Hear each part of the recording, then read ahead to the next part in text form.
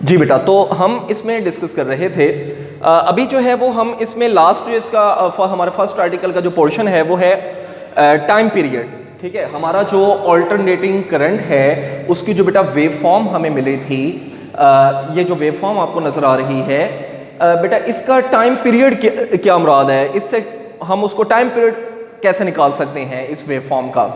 हमने ये पढ़ा हुआ है कि time to complete one round trip is called time period, यानी आपकी वेव बेटा कहां से स्टार्ट हो रही है, यहां से स्टार्ट हो रही है, और जब ये पूरा चक्कर कंप्लीट करने के बाद जब यहां पर पहुंचेगी तो एक चक्कर कंप्लीट होने में जितना टाइम लगता है उसको क्या बोलते हैं, टाइम पीरियड का नाम दिया जाता है। तो बेटे this is the time period. Okay, अब यहां पर वही चीज लिखी हुई है, आप ये बात जानते हैं कि यहां पर ऊपर उसकी पोलैरिटी क्या हमने ली हुई है, पॉजिटिव, और नीचे क्या है, नेगेटिव।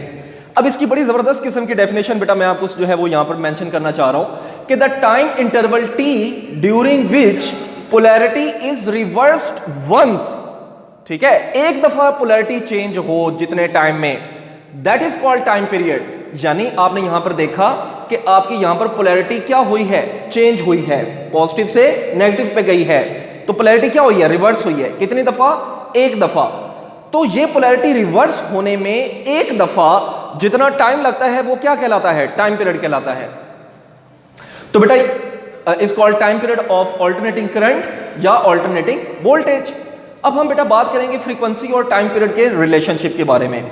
मैंने यहां पर दोनों को एक दूसरे को पैरेलल लिख दिया है, ऑल्टरनेटिंग वोल्टेज और ऑल्टरनेटिंग करंट को। ठीक है, तो ये वाली जो इक्वेशन बेटा यहां पर लिखी हुई है, ये इक्वेशन आपने एसी जनरेटर के केस में जो है वो मेंशन किया था, आपने वहां पर पढ़ी थी ईएमएफ की फॉर्म के अंदर।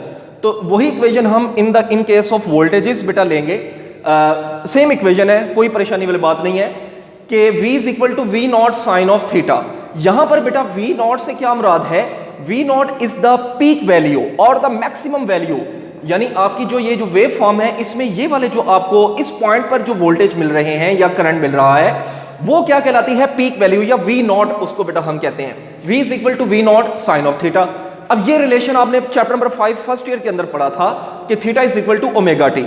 यहां से आप ओमेगा की वैल्यू निकाल लीजिए, थीटा ओवर टी। मैंने पहले थीटा की वैल्यू यहां पर पुट कर दी इस जगह पर, इस पॉइंट पर, तो थीटा किसके बराबर है, ओमेगा टी। ठीक है बेटा, तो ओमेगा किसके बराबर आ जाएगा, थीटा ओवर टी।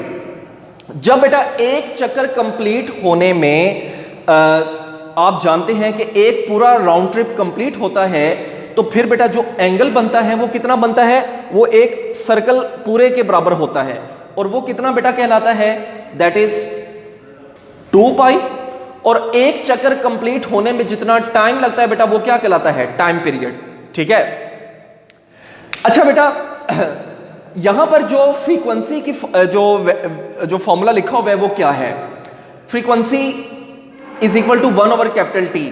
ठीक है, यानी एक चक्कर कंप्लीट होने में जितना टाइम लगता है उसको तो हम टाइम पीरियड कहते हैं, लेकिन बेटा एक सेकंड के अंदर जितने इस तरह के चक्कर कंप्लीट होंगे उतनी उसकी क्या कहलाएगी, फ्रीक्वेंसी कहलाएगी। ठीक है, तो आपको याद होगा मैंने कहा था कि पाकिस्तान में 50 हर्ट्ज फ्रीक्वेंसी है, इंडिया में भी 50 है वोल्टेजेस की नॉर्मली, और 60 हर्ट्ज किसकी अमेरिका में है। ठीक है, उसका कोई इतना खासा जो है वो फर्क नहीं होता।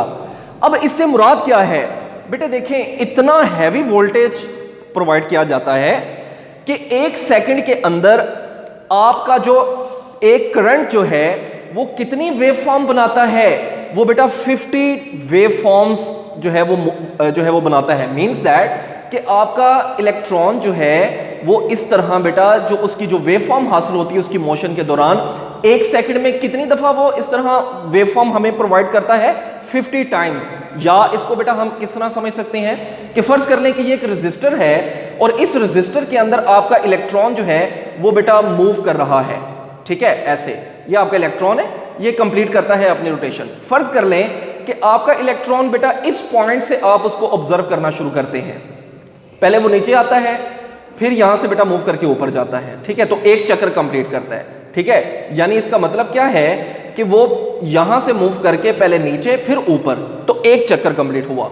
अब आपने अगर उसको नॉर्मली अगर पाकिस्तान के अंदर हम अप्लाई कर रहे हैं तो वो उसने 1 सेकंड के अंदर कितनी दफा वाइब्रेट करना है? 50 टाइम्स वाइब्रेट करना है।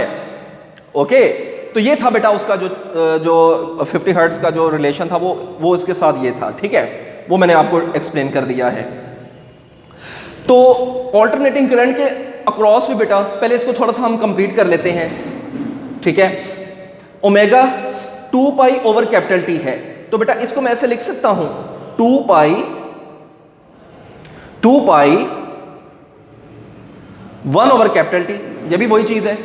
अब 1 ओवर कैपिटल टी बेटा किसके बराबर होता है?